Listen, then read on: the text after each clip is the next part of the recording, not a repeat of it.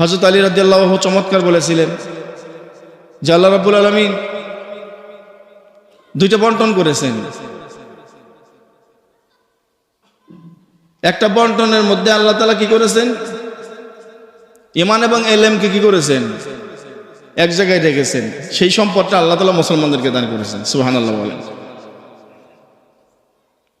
আর একটা বন্টন, সেই বন্টনে হলো সম্পদের বন্টন। এটা মুসলমানদের শত্রুদেরকে আল্লাহ দান করেছেন। মুসলমানদের শত্রু যারা, তাদের,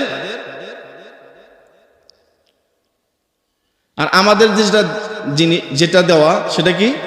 ঈমান এবং ইলম। বলেন প্রথম কি? ঈমান। সেই ঈমান থেকে যদি একজন মুসলমান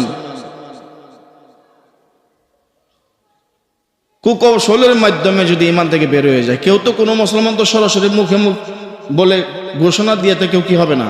বেঈমান হবে না। ঘোষণা দিয়ে কি কেউ বেঈমান হবে না?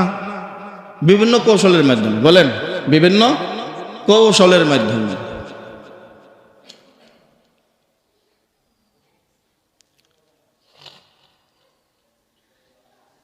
যেই জাতির জন্য আল্লাহ আছে তার অভিভাবক হিসেবে আল্লাহ। মুমিনদের জন্য অভিভাবক কে বলেন? মুমিনদের জন্য অভিভাবক আল্লাহ। আল্লাহ যাদের অভিভাবক, তাদের তো আল্লাহ ছাড়া আর অন্য কাউকে ভয় পাওয়ার কথা না।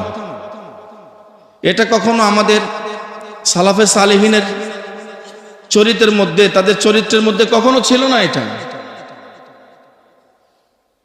যে তারা আল্লাহ ছাড়া অন্য কাউকে ভয় পাবে, কোন ব্যক্তিকে ভয় পাবে, কোন সাম্রাজ্যকে ভয় পাবে। এটা তো মুসলমানদের ডিএনএর মধ্যেই নাই।